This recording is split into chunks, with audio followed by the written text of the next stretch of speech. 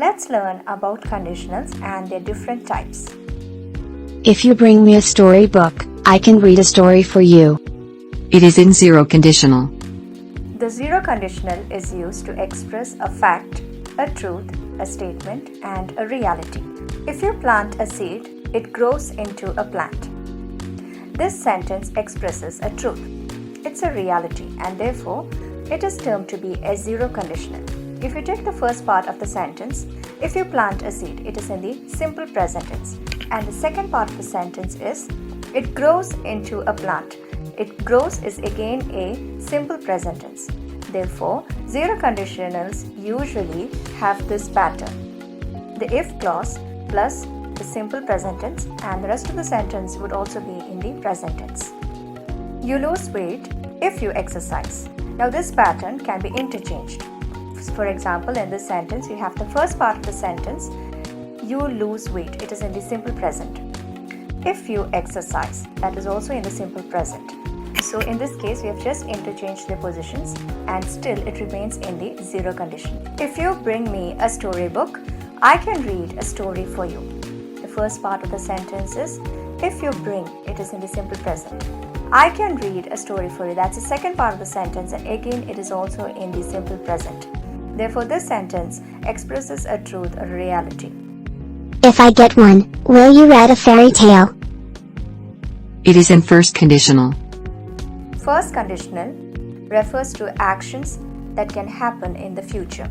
It talks about possibilities. If I call the driver, he will pick me up. This sentence, if you observe, the pattern is if plus the simple present tense, then the future tense, simple future tense. This is a general pattern of a sentence in the first conditional. If I get one, will you read me a fairy tale? In this sentence, the first part of the sentence is in the simple present, whereas the second part of the sentence is in the future tense. The second part of the sentence is in the interrogative form. And this sentence is said to be in the first conditional because it expresses a situation that may happen. If you love this story, I would read it to you every day. It is in second conditional. Before we get into the second and the third conditionals, I would like to discuss a few terms. We'll be using terms such as the present conditional and the perfect conditional. Second and the third conditionals are referred to as the mixed condition. The present conditional is formed by adding the would or wouldn't plus the verb in the bare form. The perfect conditional is formed by adding would or wouldn't plus have plus the past participle of the verb. The second conditional is used to talk about unreal situations, which means these situations are never going to happen. They are hypothetical. If I were rich, I would buy an airplane. This pattern followed here is if plus simple past plus the present conditional. If you loved the story, I would read it to you every day. So here in the first part of the sentence, we've got the if clause, which is if plus loved. Loved is the verb in the simple past. The second part of the sentence is in the present conditional, which is I would read it to you every day. It is would plus the verb read in its bare form. If I had known that you loved fairy tales, I would have brought a few books.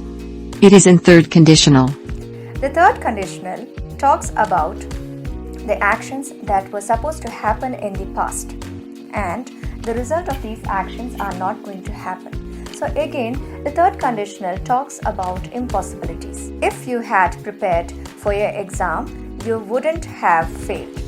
So in this sentence, if you take a look at the pattern, it is if plus had prepared. Had prepared is in the past perfect, and the second part of the sentence is in the perfect conditional, which is you wouldn't have, which is wouldn't plus have failed. Failed is the past participle of the verb fail. If I had known that you loved fairy tales, I would have bought a few more books. So here in the sentence we have if, had known is in the past perfect, and the second part of the sentence is I would have bought. So here we have would plus have plus bought. Bought is the past participle of the verb bring. Now the mixed conditionals can also be formed by interchanging the positions as I have shown here. So if you take a look at the sentences we have, if you had written your number, I would save it in my cell. The pattern here is if plus had written. It is in the past perfect plus I would save it in my cell. It is past perfect plus the present. If you slept early, you would have woken up earlier. The pattern here is if plus slept, which is in the simple past, plus you would have woken up, which is would plus have plus the verb in the past participle, which is woken, the past participle of the verb wake. Let's take a look at the patterns of the conditionals that we have discussed today.